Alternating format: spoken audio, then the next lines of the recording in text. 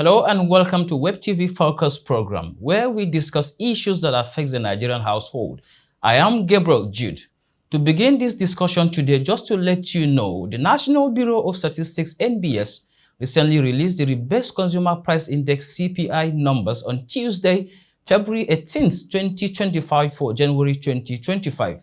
It showed that headline inflation dropped to 24.48% from 34.80% in December 2024, which is still way ahead of the federal government budget 2025 projection of 15% per annum and the Central Bank of Nigeria preferred single-digit target of 9%. We also observed that core inflation rose by 22.59%, while overall food prices rose by 26.8%. Now, what then is CPI rebasing? To provide further insight into this discussion, I have Mr. Teve Audua, a microeconomist with ProShare. You're welcome and thanks for joining us on the program. Thank you for having me. Okay. I would like to start by asking, what is rebasing? The whole concept of rebasing is to create an adjustment. It's a calculative adjustments that are done to economic variables. Where what exactly are we adjusting in this calculation? We are adjusting something called the base year. That is why it's called rebasing. So you have a base year and then you're rebasing that base year. So you're adjusting the base year. So with what the NBS have done recently with the CPI, they simply changed the base year for the CPI from 2009 to 2024. Now, why exactly, or what happens when you're rebasing, and why exactly do they have to do this?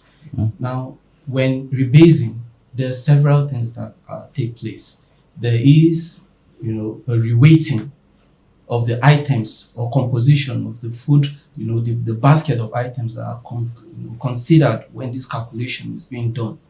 The reason why they do this is because over time, there are several items that, products, services, sectors in the economy that might have emerged. So we need to capture all of these changes, all of these new products, all of these new items that have emerged. We need to capture them into the new dynamics of the economy. So the composition of items that are being captured, reflect also the spending habits of people. What exactly are people spending on? So those are the things that we want to see in that basket. So during the rebasing process, which of those things has the greatest weight? Is it education? Is it food? Is it electricity? Is it housing? So all of these things, they check and then they check. After the reweighting, the reclassification is being done. I think from the recently done rebasing, the reclassification methodology which the NBS are using now is no longer the COICOP 1999. They're using the COICOP, I think the COICOP 2018, and then the composition of the basket of items too is no longer around 700. It used to be slightly over 720 thereabout. It's now over 900 item contained in the basket of items. So these are some of the changes that you see. There's reweighting, there's reclassification in order to capture the changes, the dynamics, the spending habits of people in the economy. And most importantly, the rebasing doesn't just change your base year, base year from one period to another. The rebasing helps, to give a true reflection of where the economy is today. Because you want to have an economy where you are looking at through the lens of current, economic happenings. You want to have an economy where you're looking at not through the lens of 1999, not through the lens of 2009. You're using the events of 2009 to judge the events of today. I tell you that let's not go back as far as 2009. As far back as just the last 5 years, maybe from 2020 to date, a lot of events have happened in the economy. There's been a lot of shocks. You look at the fact that we had a COVID period in 2020. You look at the fact that we had, 2 major wars that had major impacts on global, supply chain and logistics, global energy prices and all of that.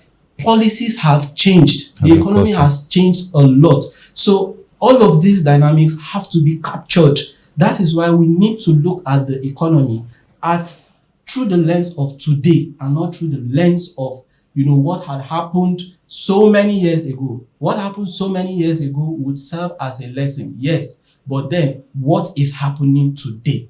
And then we need to be clear on identifying the problems of today in order to know what we are happening, because where we are going. Because if we keep looking at the economy, the current perception of the economy, the perspective and everything we have of the economy, through the mirror of many years ago, for something that ought to be done every year, at least every 5 years, the rebasing should be done for economic indicators. If we continue to do like that, the question should be, are we even identifying the problem correctly to be able to provide solutions to it? Or we are identifying problems based on the mirror of 2009. What does the mirror of today say? So we want to look at the economy through the mirror of today, identify the real problems of the economy, not just tackle what may look like the problem, because what may look like the problem may not be the problem, but a symptom. So these are just some of the reasons why they had to do and what really goes on during rebasing and perhaps what rebasing stands for. And it's very important that the NBS did it to kind of give us a true picture of where we are with our CPI and our other indicators. You talk about mirror now.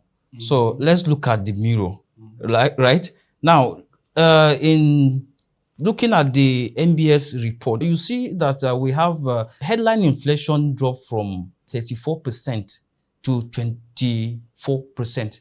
What really happened within this period? Is there any magic? What really happened then? Okay, so we need to be clear on one thing here. Did inflation fall? Inflation never fell. Like you just said, it was just, a rebasing that took place. So we simply changed the base year from where it used to be to where it is currently.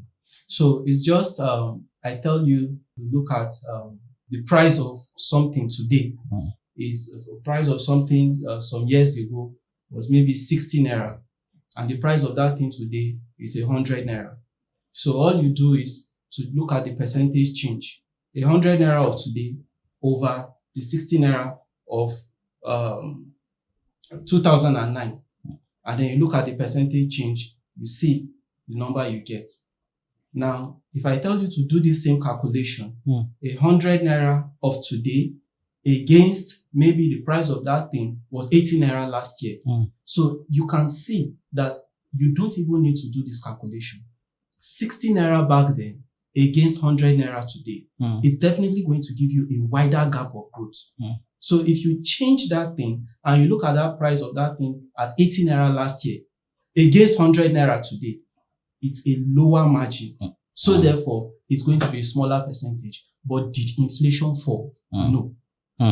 We are only capturing, it's just a calculative, But then, this calculation helps to give us, the true reality of, in current times, to what extent have prices,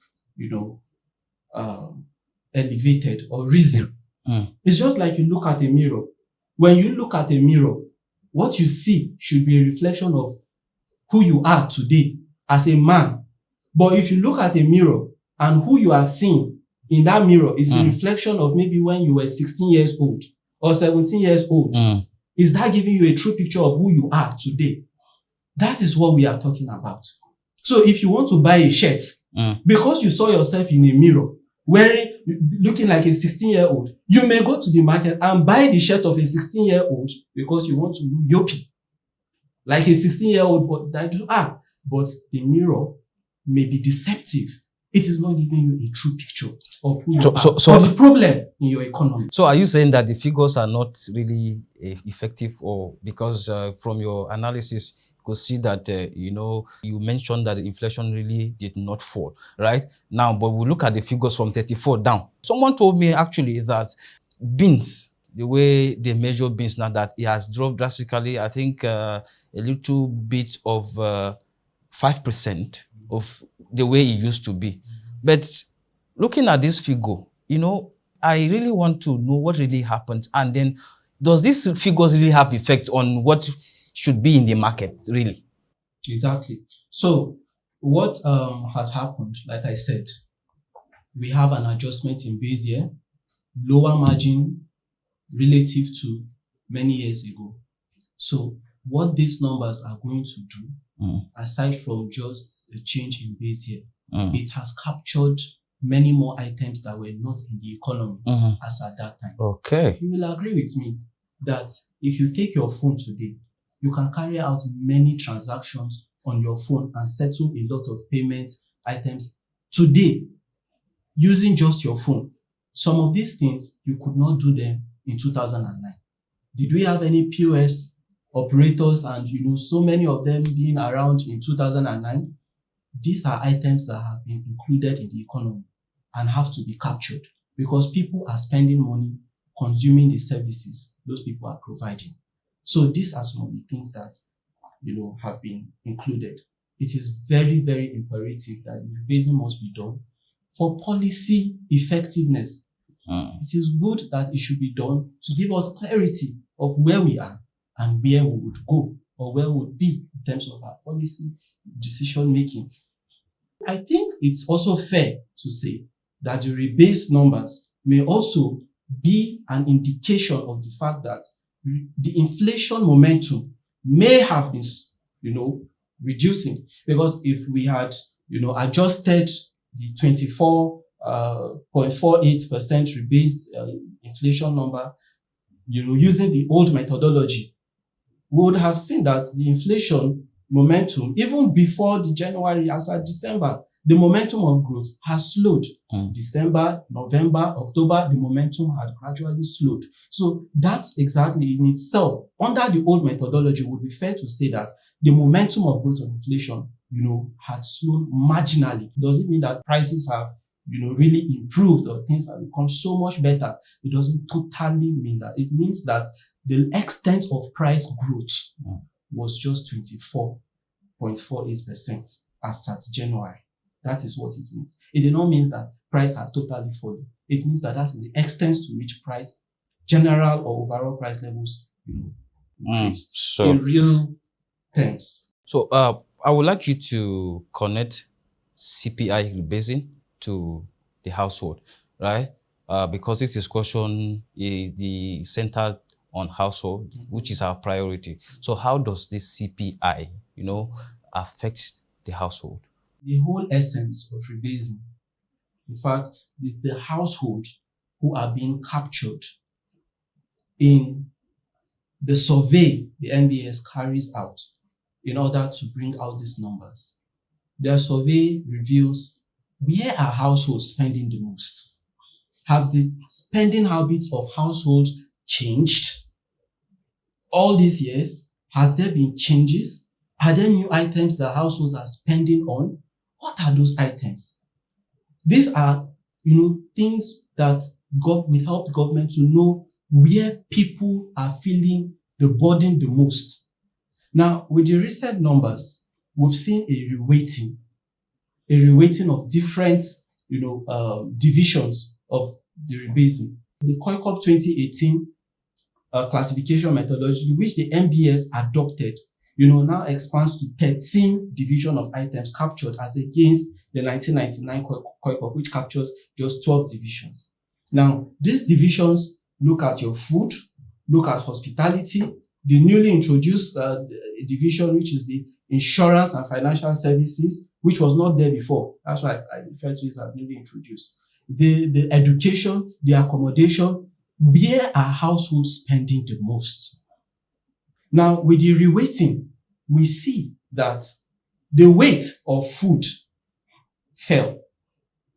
The weight for something very crucial that project analysts had questioned, that the weight of electricity And even something like housing fell. Mm. Now, later on, we got to understand that the possibility might have been there. Tariff had gone up, which means that it's possible to intuitively deduct that people are spending more money on electricity because tariff is up, energy cost is up. The removal of subsidy makes PMS, transport, expensive. So why did the weight for transport go up, but the weight to catalyst to transport such as gas and energy or other items fall? Why did the weight of electricity fall? Is it possible consumers might have reduced the extent to which they are spending on electricity bills? It's possible, and it's showing the shifting energy trends that people may have been shifting from consuming more of the publicly supplied electricity to preference for renewable energy sources like solar. You know, there's a struggle these days that even the light is something else. Like you said, alternatives have been made. Some people are trying, but another thing is that how many people can adopt that alternative? You know, how many people can buy solar? How many people can get other alternative source of power? You know, so that's a concern, because looking at the Nigerian GDP, looking at the economic status in Nigeria, you know that a lot is going on. You know, everybody can afford something as little as a torchlight. We have torchlights today which are solar powered. We have the lamps as small as this, which are solar powered. So I think everyone has to just perhaps look at your pockets and then go for the one which you okay, so fine and good. So as we wrap up then, what is your closing thought for the households? Should they expect more price adjustment this year? The first thing I would like households to know is that where we are right now does not mean that things are not expensive anymore. Yes, households and businesses are still facing a lot of risk. We have some relative stability in the economy today, but these are monetary policy driven stability. There is a lot that needs to be done to sustain the current, rebased number that we have in the economy, and to make it fall lower to where we want it to be. Perhaps the 15% for budget, the 9% single digit target for CPI. So it's very imperative that households continue to use a conservative spending approach. It doesn't mean that it's time for households to celebrate yet. And for policymakers, there is a lot that still needs to be done in order to sustain the fall in prices, because the risks are still there. The Naira is still very much weak. Yes, it's been stable at a particular region, 1415 for some time now. It's still weak. But it's still weak. So it's putting a lot of pressure on businesses and households. 15. We've seen rebasing happen before. In 2014, 2015, 2016, within that period when we had the rebasing in 2014, we saw what happened in 2015, 2016, and going forward with inflation. It's shocked, like everything that happened. Inflation fell to 7% in 2014. That was reversed. And as at December 2024, inflation was 34. From 7%, the last time we did rebasing, to 34. Which means that attention was not paid to a lot of things. So there are risks to inflation. Policymakers must pay attention to this. Monetary policy alone and its orthodox stand will not do it. What exactly is happening to our trade policies? What exactly is happening to our investment policies?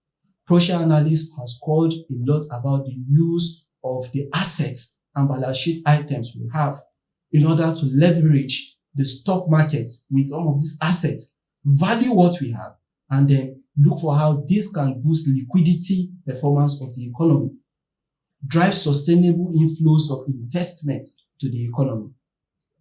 Insecurity is very much there.